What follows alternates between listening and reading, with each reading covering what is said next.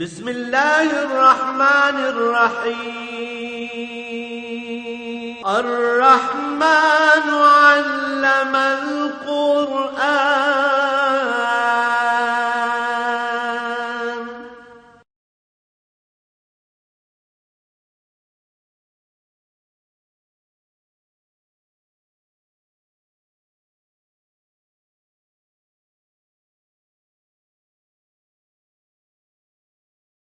الحمد لله رب العالمين والصلاة والسلام على حبيبه محمد وآله وصحبه أجمعين. أعوذ بالله من الشيطان الرجيم. بسم الله الرحمن الرحيم. يا أيها النبي قل لمن في أيديكم من الأسرى إن يعلم الله في قلوبكم خيرا يؤتكم خيرا مما أخذ منكم ويغفر لكم والله غفور رحيم. وإن يريدوا خيانتك فقد خانوا الله من قبل فأمكن منهم والله عليم حكيم. إن الذين آمنوا وهاجروا وجاهدوا بأموالهم وأنفسهم في سبيل الله والذين آووا ونصروا أولئك بعضهم أولياء بعض والذين آمنوا ولم يهاجروا ما لكم من ولايتهم من شيء حتى يهاجروا وإن استنصروكم في الدين فعليكم النصر إلا على قوم بينكم وبينهم ميثاق والله بما تعملون خبير. اللهم سبحانك لا علم لنا إلا ما علمتنا إنك أنت العليم الحكيم. مولاي صل وسلم دائما أبدا على حبيبك خير الخلق كلهم. يا أيها النبي قل لمن في أيديكم من الأسرى. اے نبی صلی اللہ علیہ وآلہ وسلم، آپ کے قبضہ میں جو قیدی ہیں ان سے فرما دیجئے ان یعلم اللہ فی قلوبکم خیرا یؤتکم خیرا مما اخذ منکم ویغفر لکم واللہ غفور رحیم. اگر اللہ کریم تمہارے دلوں میں نیکی پائیں گے تو جو کچھ تم سے لیا گیا ہے تم کو اس سے بہتر عطا فرما دیں گے اور تمہیں تمہارے گناہ معاف کر دیں گے. اللہ کریم بڑی بخشش والے اور بڑا رحم فرمانے والے ہیں. بدر میں جو لوگ قید ہوئے اور ان سے فدیہ لے کر آزاد کیا گیا تو ان کے بارے ارشاد ہوا نبی کریم صلی اللہ علیہ وسلم کو کہ ان سے فرما دیجئے کہ اگر اب بھی تم اپنے دلوں کی اصلاح کر لو، اعمال کا مدار دلی کیفیات پہ، قلبی کیفیات پہ ہوتا ہے. اگر دل صاف نہ ہو تو اعمال صرف دکھاوا رہ جاتے. کوئی بھی عمل جو ہو اس کے ساتھ خلوص دل سے کیا جانا ضروری ہے. اور خواہ کوئی کتنا بھی جرم کر لے، علاج پھر توبہ ہی ہے. کتنی بھی غلطی ہو جائے، کتنی بھی خطا ہو جائے، اس کا علاج توبہ ہی. اب یہ لوگ جو بدر میں قید ہوئے یہ وہ لوگ تھے جنہوں نے نبی کریم صلی اللہ علیہ وآلہ وسلم کو اس قدر ایذا پہنچائی کہ مکہ مکرمہ میں آپ پر رہنا دشوار کر دیا اور ہجرت پر مجبور کر دیا. پھر اس پر بس نہیں کیا، مدینہ منورہ میں بھی حضور کے لیے اور مسلمانوں کے لیے مسائل پیدا کرتے رہے، حتیٰ کہ تلواریں لے کر جنگ کے لیے اور اسلام کو مٹانے کے لیے چڑھ دوڑے. اب اس سے بڑا جرم اس سے بڑے کسی گناہ کا تصور نہیں کیا جا سکتا، یہ اتنا بڑا جرم تھا، لیکن رحمت الہی بہت وسیع ہے۔ فرمایا میرے حبیب ان سے فدیہ لے کر آپ انہیں رہا تو فرما رہے ہیں، لیکن انہیں یہ بات بھی سنا دیجئے، یہ بات بھی ان تک پہنچا دیجئے، انہیں فرما دیجئے کہ اگر تم اپنے قلوب کی اصلاح کر لو، اگر اللہ تمہارے دلوں میں نیکی پائیں گے، یعنی تم نیک ہو جاؤ گے، اگر تم دلی طور سے توبہ کر لو تو جب تک موت نہیں آ جاتی توبہ کا دروازہ بند نہیں ہوا۔ کسی کو بھی اللہ کی رحمت سے نا امید نہیں ہونا چاہیے۔ تم نے جو جرم کیا وہ بہت بڑا ہے، لیکن اللہ کریم کی رحمت اس سے وسیع تر ہے۔ یہ اسلام کا ایک بنیادی اصول یہاں ارشاد فرمایا جا رہا ہے کہ اسلام نسل انسانی کا دشمن نہیں ہے، کسی انسان سے اسلام کو دشمنی نہیں ہے، اور اسلام میں جو جہاد کیا جاتا ہے وہ ظلم کے خلاف ہے، ظالم کو ظلم سے روکنے کے لیے کیا جاتا ہے۔ کوئی بھی شخص تائب ہو کر اپنی اصلاح کر لے، یہ ظلم سے باز آ جائے تو اس کے خلاف جہاد نہیں ہوگا۔ اگر وہ غیر مسلم بھی ہے تو امن سے رہ سکتا ہے، لیکن اگر اس کے دل کی اصلاح ہو جائے اور خلوص قلب سے اللہ کی الوہیت اور حضور اکرم صلی اللہ علیہ وسلم کی رسالت قبول کر لے، اور خلوص سے دل سے قبول کرنے کی دلیل کیا ہے؟ خلوص دل سے قبول کرنے کی دلیل اس کا کردار ہوگا جو وہ خلوص کے ساتھ اللہ و اللہ کے رسول کی اطاعت اختیار کرے گا۔ تو اگر ایسا کرتا ہے، اور اللہ کریم تو دلوں کے بھیدوں سے واقف ہے، اگر تمہارے دلوں میں نیکی آ گئی اور تم نے توبہ کر لی تو اس بات کی فکر نہ کرو کہ جنگ میں تمہارا خرچہ ہوا، پھر تمہیں فدیہ بھی دینا پڑا، تمہارا مال چلا گیا۔ جو کچھ تم نے دیا ہے اللہ اس سے زیادہ تمہیں دینے پہ قادر ہے۔ دنیاوی طور پر بھی تمہیں خوشحال فرما دے گا، اور یغفر لکم، جو کچھ تم سے لیا گیا اس سے زیادہ تمہیں عطا کر دے گا، اور تمہارے گناہ بھی معاف کر دے گا۔ واللہ غفور الرحیم، کہ صرف اللہ ہی وہ ذات ہے جو بڑی بخشش والا اور بڑی رحمت کرنے والے ہیں، بڑی بخشش والے ہیں اور بڑی رحمت والے ہیں۔ اللہ کریم کی اکیلی ذات ہے جو معاف بھی فرما دیتے ہیں، بخش بھی دیتے ہیں، اور مزید رحمت فرماتے ہیں، اپنی طرف سے انعام و اکرامات سے بھی نوازتے ہیں۔ وَإِن يُرِيدُوا خِيَانَتَكَ فَقَدْ خَانُوا اللَّهَ مِن قَبْلُ فَأَمْكَنَ مِنْهُمْ،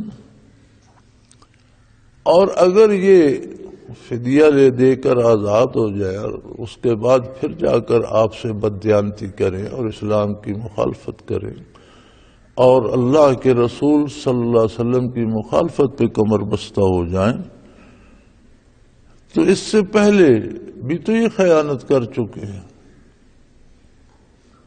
اللہ سے، اللہ کے رسول سے۔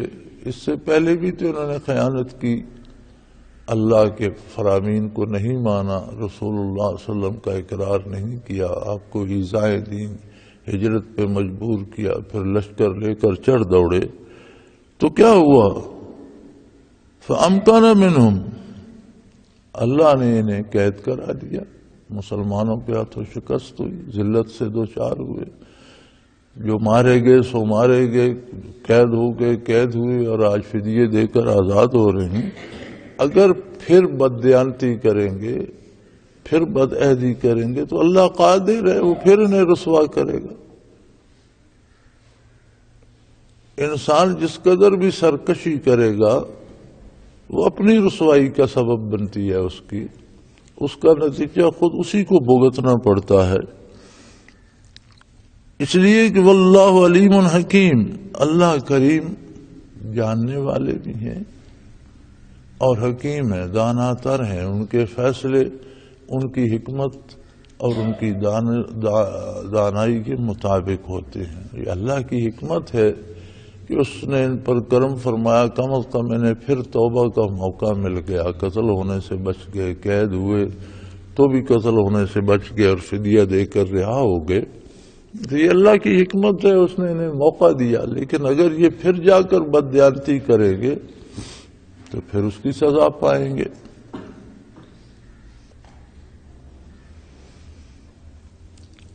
خیانت الہی اور خیانت رسول اللہ صلی اللہ علیہ وسلم کیا ہے؟ ہم تو یہ سمجھ کر بے فکر ہو جاتے ہیں کہ یہ آیت کفار کے حق میں نازل ہوئی اور کافر ہی ایسا کرتے ہیں، لیکن ہم خود جب مسلمان ہونے کا دعویٰ کرتے ہیں تو یہ ایک عہد ہے اللہ کے ساتھ، اللہ کے رسول صلی اللہ علیہ وسلم کے ساتھ۔ مسلمان اس کا مادہ سلمہ ہے، سین لام میم، مان لینا، قبول کر لینا، تسلیم کر لینے والا۔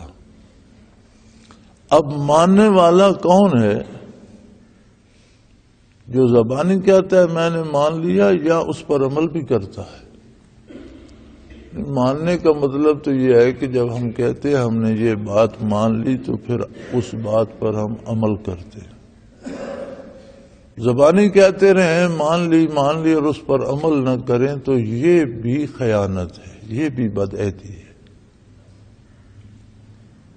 مشرکین مکہ نے تو اسلام قبول نہیں کیا تھا، لیکن اللہ کی نعمتیں تو ان کے پاس تھی، ان کا وجود کی ساری برکات، زندگی، اولاد، مال، جو نعمت دنیا کی تھی وہ سب اللہ کی تھی۔ اللہ کی نعمتیں استعمال کرتے ہیں اور اللہ ہی کی نافرمانی کرتے ہیں، اللہ کی نعمتیں استعمال کرتے ہیں تو اللہ کے رسول کی مخالفت کرتے ہیں۔ فرمایا یہ پرلے درجے کی بددیانتی ہے، انہوں نے اللہ سے خیانت کی، اللہ کے رسول سے خیانت کی، جس کے نتیجے میں ذلیل ہوئے، مارے گئے، قید ہوئے۔ اور پھر وہ اتنا کریم ہے کہ فرما رہا ہے کہ انہیں آزاد کرنے سے پہلے یہ بات بتا دیجئے کہ اگر اب بھی یہ اپنے دلوں کی اصلاح کر لیں، توبہ کر لیں اور خلوص دل سے اللہ کی اور اللہ کے حبیب کی اطاعت اختیار کر لیں تو اللہ بڑا کریم ہے، جو ان کا مالی نقصان ہوا ہے اس سے زیادہ انہیں مال بھی عطا فرما دے گا اور ان کے سارے گناہ بھی معاف کر دے گا۔ لیکن اگر اس کے بعد بھی انہوں نے بددیانتی ہی کی، اب جنہوں نے کلمہ نہیں پڑھا لیکن مخالفت کی احکام الہی کی اور اللہ کے رسول صلی اللہ علیہ وسلم کے احکام کی، وہ تو بددیانت ٹھہرے۔ لیکن اگر کوئی کلمہ پڑھ لیتا ہے اور کہتا ہے میں نے اللہ کی عظمت کو تسلیم کیا، میں نے حضور کی رسالت کو تسلیم کیا، اللہ کے اور آپ صلی اللہ علیہ وسلم کے احکام پر عمل نہیں کرتا، تو یہ کیا ہوا؟ آیت کا نزول بے شک کفار کے حق میں ہے، لیکن ایک قانون بیان ہوا ہے جو ساری کائنات پہ قیامت تک لاگو ہوگا کہ جو بھی حضور اکرم صلی اللہ علیہ وسلم کی نافرمانی کرتا ہے وہ بددیانتی کرتا ہے اللہ کے ساتھ بھی اور اللہ کے رسول صلی اللہ علیہ وآلہ وسلم کے ساتھ بھی۔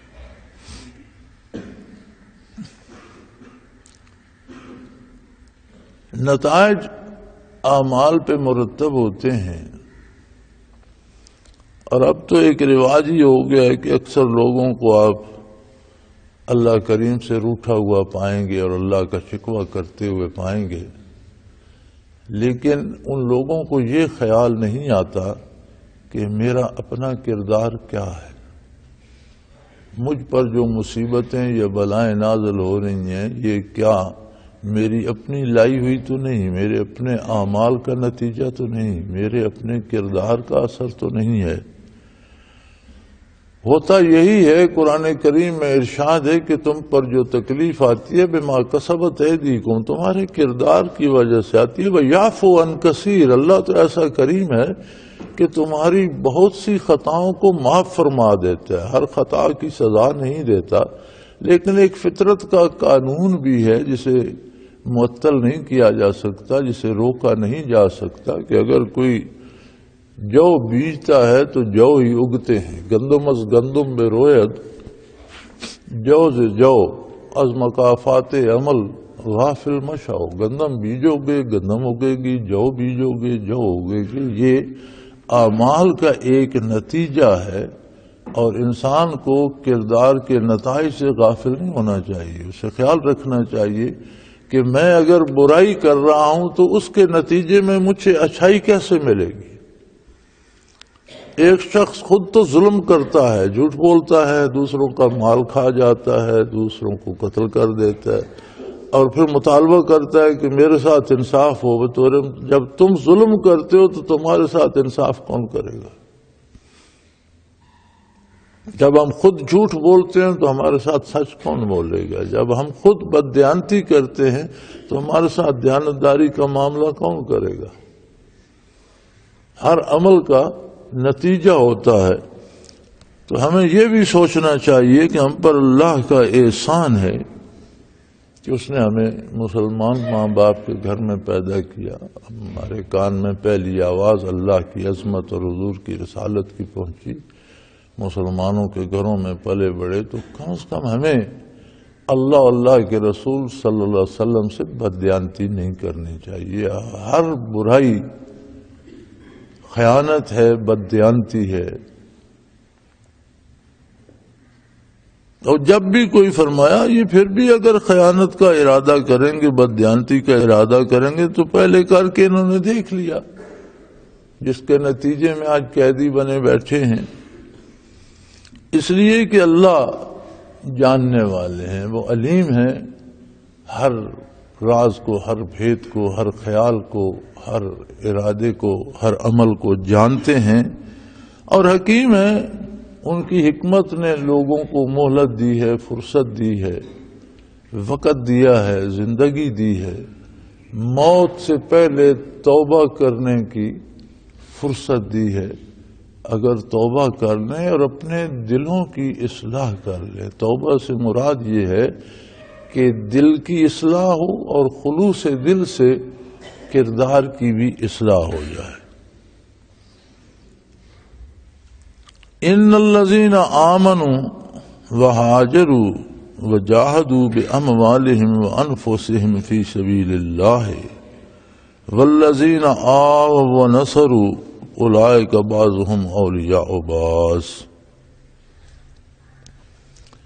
ایک دوسرا کلیہ ارشاد فرما دیا کہ انسان مزاجن، اسے مدنی الطبع کہتے ہیں، یعنی انسان مزاجن مل جل کر رہنے والا ہے، یہ اکیلے زندگی بسر نہیں کر سکتا۔ تخلیقی طور پر اس کا مزاج ہی ایسا ہے کہ یہ مل جل کر زندگی گزارتے ہیں، ایک دوسرے کے محتاج ہیں زندگی گزارنے میں۔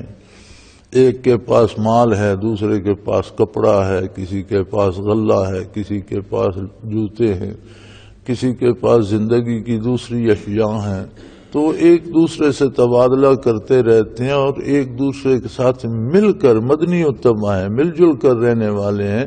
اکیلا انسان گزارا نہیں کر سکتا۔ تو جب مل جل کر رہتا ہے تو اس میں بنیاد تو دوستی ہوگی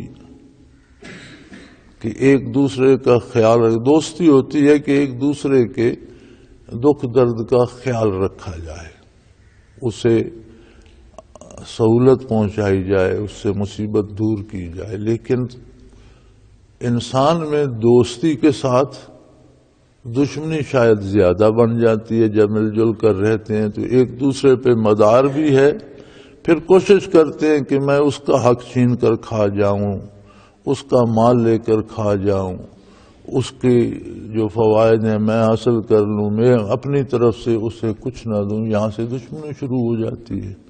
تو فرمایا کیسے لوگ ہوتے ہیں جو دوست ہوتے ہیں اور کیسے لوگ ہوتے ہیں جو دوستی کے قابل نہیں ہوتے؟ فرمایا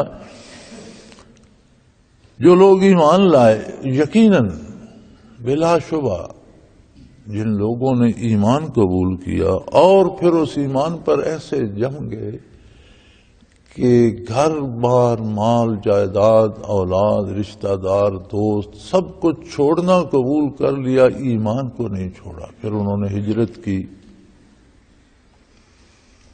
ایمان لائے، مہاجر بنے، گھر بار، مال اولاد ہر چیز چھوڑ کر نکل گئے، وجاہدوا باموالہم وانفسہم، پھر بھی ان کے پاس جو مال بچا اس سے اللہ کے دین کی خدمت کرنے کی کوشش کی، اللہ کی راہ میں خرچ کیا، نیکی پر خرچ کیا، اور جانیں بھی دیں اللہ کی راہ میں، صرف مال ہی نہیں دیا، پھر بھی دین کے لیے جب ضرورت پڑی تو جانیں بھی دیں۔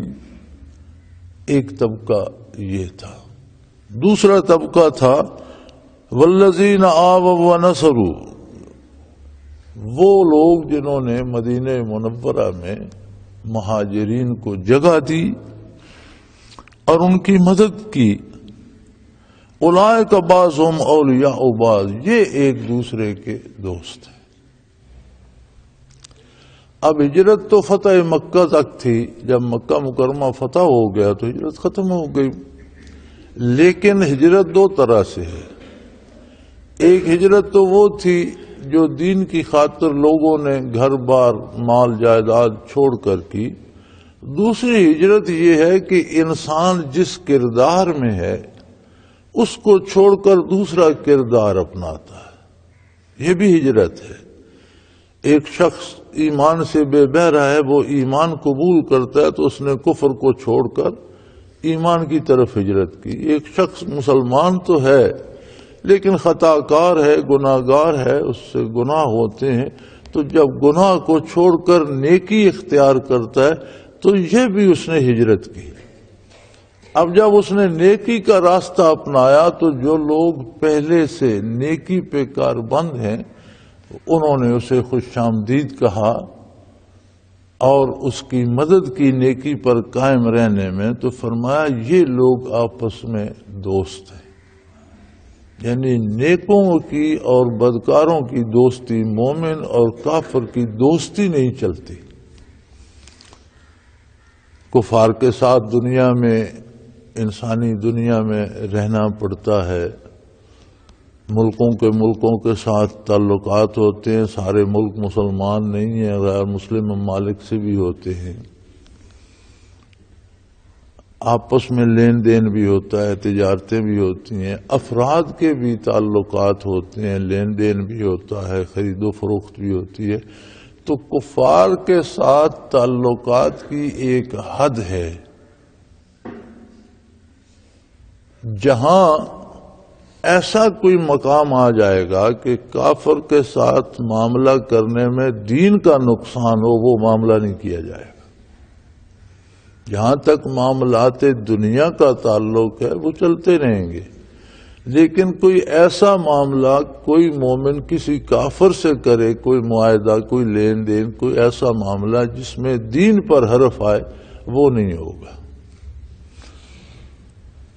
دوستی نہیں ہوگی، یعنی ہر حال میں اس کے ساتھ نبھانا شرط نہیں ہوگی، بلکہ ایک حد ہے کہ جب تک دین پر حرف نہ آئے تب تک معاملات آپ کفار سے بھی کر سکتے ہیں، لیکن جہاں دین پر حرف آئے گا وہاں مومن ان سے معاملہ نہیں کرے گا، اس لیے کہ دوستی مومن کی مومن سے ہوگی، اطاعت شار کی اطاعت شار سے ہوگی۔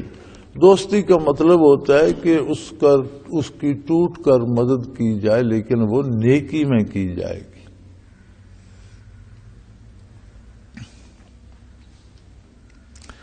حتیٰ کہ یہاں تک یہ پابندی لگا دی گئی کہ والذین آمنوا ولم یہاجروا ما لکم من ولایتہم من شیء حتی یہاجروا، یعنی جو لوگ ایمان بھی لے آئے لیکن انہوں نے ہجرت نہیں کی،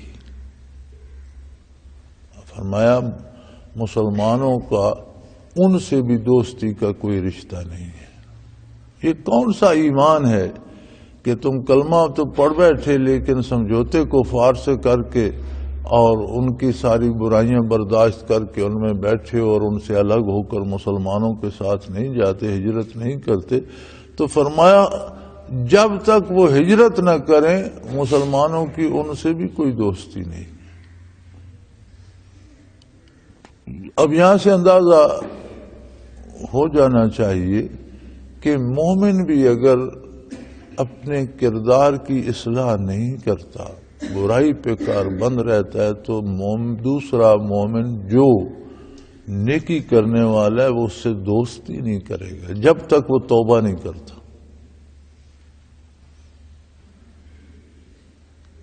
وَإِنْ اسْتَنْصَرُوكُمْ فِي الدِّينِ فَعَلَيْكُمْ النَّصْرُ، ہاں اگر وہ دین میں تمہاری مدد کریں، دین میں معاون ہو جائیں، تو پھر تم پر بھی ان کی مدد کرنا فرض ہے۔ تو گویا مومن کی دوستی کی شرط دین ہے۔ مومن کا اس لیے دوست ہے کہ دونوں مل کر اللہ کے دین کی سربلندی کا سبب بنے، اللہ کے حبیب صلی اللہ علیہ وسلم کی اطاعت کا سبب بنے، احکام الہی کو نافذ کرنے کا سبب بنے۔ یہ دوستی کا مقصد اور مفہوم اور بنیاد ہے۔ تو بے دین یا بدکار یا کافر دین کی سربلندی کے تو خلاف ہے، مومن اور اس کی دوستی کیسے ہو سکے گی؟ جبکہ ہمارے ہاں تو اللہ ہمیں معاف فرمائے، کاروبار حکومت ہی سارا کفار کی پالیسیوں پہ چلانے پہ مصر ہوتے ہیں اور ہم سمجھتے ہیں کہ شاید وہ بہت دانشور ہیں، بہت ہم سے سیانے ہیں، بہت عقل مند ہیں، جو وہ کہتے ہیں ہمیں وہ کرنا چاہیے۔ اللہ کریم توفیق دے تو مومن کو کافر کی اداؤں سے بچنا چاہیے۔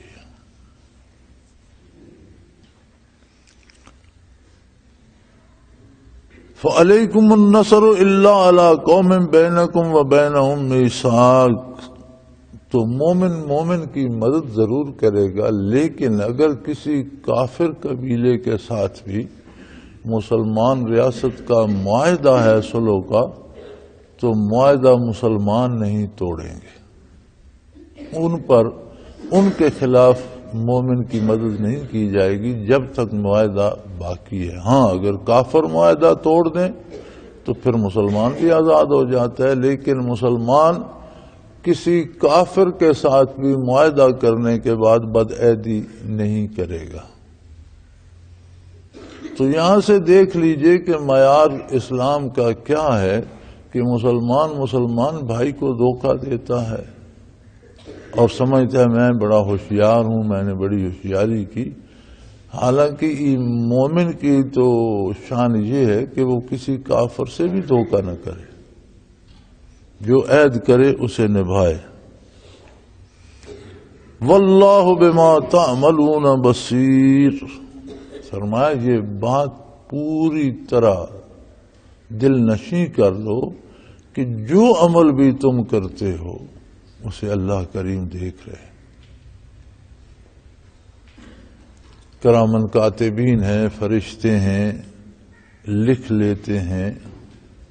جس زمین پہ عمل ہوتا ہے وہ زمین حشر کو گواہی دے گی، جو پتھر، درخت، شجر، حجر دیکھتے ہیں وہ گواہی دیں گے، انسان کے اپنے ہاتھ پاؤں، اعضاء و جوارح گواہی دیں گے، وجود کی کھال تک گواہی دے گی۔ یہ سب باتیں اپنی جگہ، ان سب سے بڑی بات یہ ہے کہ اللہ کریم ذاتی طور پر خود بھی دیکھ رہے ہیں۔ یعنی بندہ جو کام بھی کرتا ہے اسے یہ سوچنا چاہیے کہ میں اللہ کے روبرو کر رہا ہوں، اور اگر یہ یقین نصیب ہو جائے تو گناہ کے درمیان بہت بڑی رکاوٹ بن جاتی ہے۔ بندہ گناہ سے بچنے کی کوشش کرتا ہے تو اللہ کریم اس کی مدد فرماتے ہیں، اسے گناہ سے بچنے کی توفیق عطا فرما دیتے ہیں۔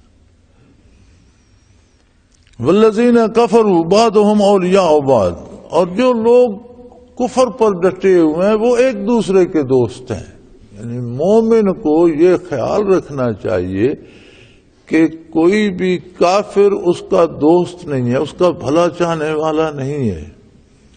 کافر اگر مومن سے کوئی معاملہ کوئی لین دین کرے گا بھی تو اپنے فائدے کے لیے کرے گا یا کسی دوسرے کافر کو فائدہ پہنچانے کے لیے کرے گا۔ کافر مومن سے دوستی نہیں کرتا، کافر مومن کا دوست نہیں ہے، کافر کافر کا دوست ہے۔ الا تفعلوہ تکن فتنۃ فی الارض وفساد کبیر۔ اب یہ قانون تو ارشاد ہو گیا کہ مومن مومن کا دوست ہے، اور ان دونوں کی دوستی کا نتیجہ اللہ اللہ کے رسول کے احکام کا نفاذ اور دین کی سربلندی ہے، اور کافر کافر کا دوست ہے۔ یعنی یہ اصول یاد رکھو کہ کافر جب بھی کوئی کام کرے گا تو یا اپنے فائدے کا اس کا ہوگا یا کسی دوسرے کافر کے فائدے کا ہوگا، مومن کے فائدے کے لیے نہیں، مومن سے دوستی نہیں کرے گا۔ اب ارشاد فرمایا کہ یہ قانون تو بتا دیے، لیکن اگر تم ان پر عمل نہیں کرو گے، الا تفعلوہ، اگر ان پر عمل نہیں کرو گے، ان پر عمل نہ کرنے کی دو صورتیں ہیں کہ ایک تو مسلمان مسلمانوں سے دشمنی پیدا کر لے، مومن مومن سے دشمنی پیدا کر لے، دوسری اس سے بھی خراب صورت ہے کہ مومن کافر سے دوستی کر لے۔ فرمایا اگر ایسا کرو گے تکن فتنۃ فی الارض، تو روئے زمین پر فتنہ پھیلے گا، پوری دنیا فتنے میں مبتلا ہوگی، وہ فساد کبیر، اور بہت بڑا فساد پھیلے گا۔ تو ہم آج کے حالات کو اگر دیکھ لیں، ہمیں یہ شکایت ہوتی ہے کہ کہیں بھی امن نہیں، قتل و غارت گری ہے، پوری دنیا کا امن طے و بالا ہو رہا ہے، ہر جگہ فساد ہے، ہر جگہ چور بازاری ہے، ہر جگہ رشوت خوری ہے، ہر جگہ بددیانتی ہے۔ تو کیا اس سارے فساد کے پیچھے کہیں یہ بات تو نہیں کہ مسلمانوں نے اللہ کے دیے ہوئے اس اصول کو بھلا دیا ہے اور مسلمان آپس میں دشمنیاں کرتے ہیں اور کافروں سے دوستیاں کرتے ہیں؟ تو اگر فرمایا ایسا کرو گے تو یہ اللہ نے فیصلہ کن انداز میں ارشاد فرما دیا کہ الا تفعلوا، اگر ان اصولوں پر عمل نہیں کرو گے تکن فتنۃ فی الارض، تو روئے زمین پر فتنہ پھیل جائے گا، پوری دنیا میں تباہی پھیلے گی، پوری دنیا میں بدامنی ہوگی، وہ فساد کبیر، اور بہت بڑا فساد ہوگا۔ والذین آمنوا وہاجروا وجاہدوا فی سبیل اللہ والذین آووا ونصروا اولئک هم المؤمنون حقا۔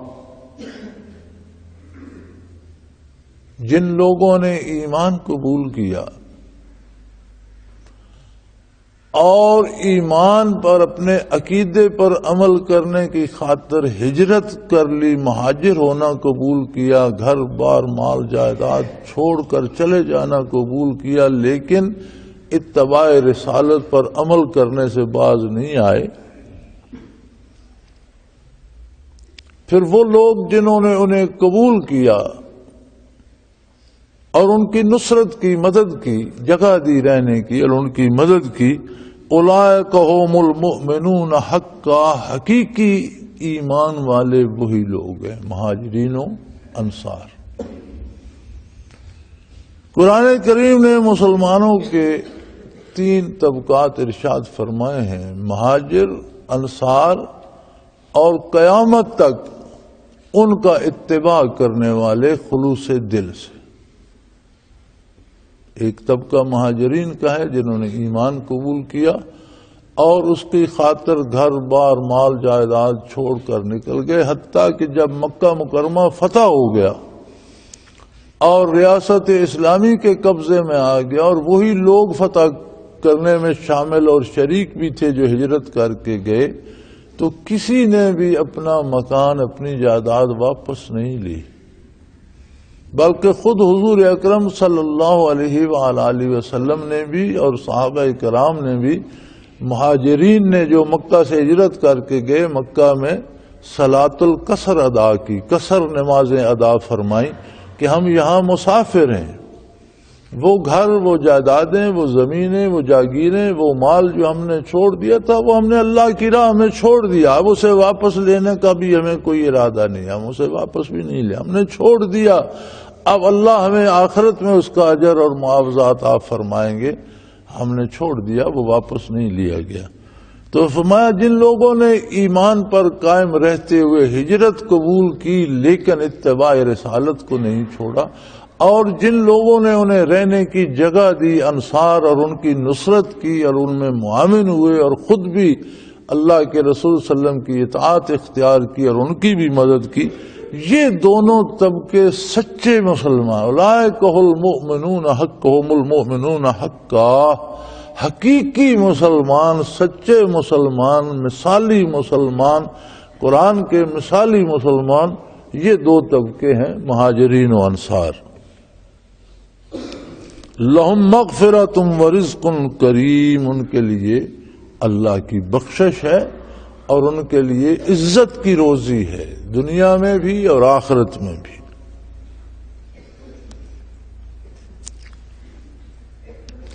والذین آمنوا من بعد وہاجروا وجاہدوا معاکم فاولئک منکم، اس کے بعد بھی جن لوگوں نے ایمان قبول کیا اور ہجرت کی اور مومنین کے ساتھ مل کر نفاذ اسلام میں کوشش کی، مال بھی دیا، جانیں بھی دی، جہاد کیا، فَأُولَئِكَ مِنْكُمْ، وہ بھی تم میں سے ہیں، یعنی سب سے اعلیٰ درجہ تو مہاجرین کا ہے اور انصار کا ہے، لیکن جب مکہ مکرمہ فتح ہو گیا تو ہجرت تو ختم ہو گئی، اس کے بعد بھی جن لوگوں نے ایمان قبول کر لیا، اب بعد میں کون سی ہجرت کی، یعنی کفر کو بھی چھوڑا اور کافرانہ کردار کو بھی چھوڑ کر ہجرت کر کے اتباع رسالت کو اختیار کر لیا، اور اس طرح اختیار کیا کہ باقی زندگی دین کی سربلندی کے لیے لگا دی اور نفاذ اسلام کے لیے اور اشاعت اسلام کے لیے اور حضور اکرم صلی اللہ علیہ وسلم کے احکام کی تنفیذ کے لیے محنت کرتے رہے، وہ بھی تمہارے ساتھ ہیں۔ اولو الارحام بعضهم اولی ببعض فی کتاب اللہ، یہ تو ہو گئی دوستی کی بات کہ یہ ایک دوسرے کے دوست ہیں، ایک دوسرے کے ساتھ ہیں۔ آگے رہے گی وراثت، تو وراثت کے لیے رشتہ دار ہونا شرط ہے ایک دوسرے کے وارث بننے کے لیے۔ اولو الارحام بعضهم اولی ببعض، جو مومن کے جو رشتہ دار، یہ یاد رکھیں نہ مومن کافر کا وارث ہوتا ہے نہ کافر مومن کا۔ اگر بیٹا ایمان لے آیا، باپ ایمان نہیں لایا تو اس کی جائیداد سے بیٹے کو وراثت نہیں ملے گی۔ اگر باپ مومن ہے، بیٹا کافر ہو گیا تو اس کی وراثت سے محروم ہو جائے گا۔ مومن کا وارث ہے، کافر کا وارث ہے، مومن اور کافر ایک دوسرے کے وارث نہیں ہو سکتے۔ تو وراثت کے لیے فرمایا رشتہ داری شرط ہے۔ اولو الارحام بعضهم اولی ببعض، رشتہ دار جو ہوں گے وہ رشتے کی مناسبت سے ایک دوسرے سے قریب تر وارث ہوں گے، فی کتاب اللہ، اللہ کی کتاب میں وہ حقدار ہوں گے۔ ان اللہ بکل شیء علیم، اور اللہ کریم ہر چیز سے خوب اچھی طرح واقف ہیں، ہر شے کو خوب اچھی طرح جاننے والے ہیں۔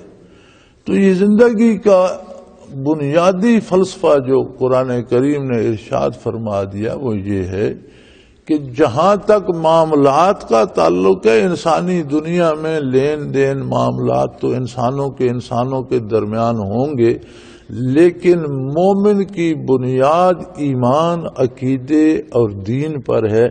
اگر کسی معاملے میں دین پر حرف آتا ہو تو وہ معاملہ مومن کافر کے ساتھ نہیں کرے گا، دوستی مومن کی مومن کے ساتھ ہوگی، اس لیے کہ کافر کافروں کے دوست ہیں، وہ مومنوں کے دوست نہیں ہیں، مسلمانوں کی بھلائی نہیں چاہتے۔ اور ان سب میں افضل ترین لوگ ہیں مہاجرین و انصار، اور باقی قیامت تک جو ان کے نقش قدم پر والذین اتبعوہم بإحسان، ساتھ احسان کی قید لگا دی کہ جو خلوص دل سے ان کے نقوش کف پا پہ چلے گا، ان کا اتباع کرے گا، وہ مومن ہوگا، وہ مسلمان ہوگا۔ تو اب ہمیں اپنے کردار، اپنے عقیدے، اپنے عمل میں دیکھنا ہوگا کہ کیا ہم ویسا ہی زندگی بسر کر رہے ہیں جیسا مہاجرین و انصار نے کی۔ ہمارے معاملات، ہماری عبادات، ہمارے زندگی کے امور کیا اس طرح سر انجام پاتے ہیں جس طرح مہاجرین و انصار نے کی، یا کہیں دین کے نام پر ہم نے از خود تو ایجادات نہیں کر لی؟ اللہ ہمیں معاف فرمائے اور ہدایت نصیب فرمائے۔ وآخر دعوانا ان الحمدللہ رب العالمین۔ اللہ اللہ اللہ اللہ اللہ اللہ اللہ اللہ۔ حضرت امیر محمد اکرم آبان مد ظلہ العالی دارالعرفان منارہ ضلع چکوال میں سالہ سال سے قرآن و حدیث کے اوپر خطابات کر رہے ہیں اور سلسلہ نقش بندیہ اویسیہ کے مطابق لوگوں کو ذکر الہی کی تربیت دے رہے ہیں۔ وہ قرآن پاک کی تفسیر ترتیب وار بیان کر رہے ہیں۔ تفسیر قرآن کو وہ موجودہ ملکی اور بین الاقوامی حالات کے مطابق بیان کرتے ہیں۔ موٹر وے سے کلر کہار کے انٹرچینج سے نکلتے ہوئے، کلر کہار کی جھیل سے ہوتے ہوئے میانی، بوچھال اور نور پور سے گزرتے ہوئے دارالعرفان منارہ پہنچ سکتے ہیں۔ حضرت امیر محمد اکرم آبان نے بچیوں اور بچوں کی دینی اور دنیاوی تعلیم کے لیے سقارہ اکیڈمی کے نام سے ایک درسگاہ بھی قائم کی ہے، جس کا افتتاح ملک پاکستان کے صدر جنرل محمد ضیاء الحق نے اپنے دست مبارک سے کیا تھا۔ وہ تمام احباب جو اسلام کی طلب رکھتے ہیں ان سے گزارش ہے کہ دارالعرفان منارہ ضلع چکوال میں امیر محمد اکرم آبان صاحب کے خطابات سے مستفید ہوں۔ وہ ہر جمعے کو نماز سے پہلے بیان فرماتے ہیں۔ ہر ماہ کی پہلی اتوار کو ماہانہ اجتماع ہوتا ہے جس میں آپ خصوصی خطاب فرماتے ہیں اور پاکستان کے چاروں صوبوں سے احباب اس اجتماع میں شرکت کرتے ہیں۔ اس کے علاوہ یہاں سال میں 2 مرکزی اجتماعات بھی ہوتے ہیں، ایک رمضان المبارک میں اعتکاف کا اجتماع اور دوسرا جولائی اور اگست میں 40 دن کا اجتماع ہوتا ہے جس میں روحانی تربیت کی جاتی ہے۔ اپنا خون سیماب دے کر اتنا ہم کر جائیں گے، نام آقا کا چمن میں پھر رقم کر جائیں گے۔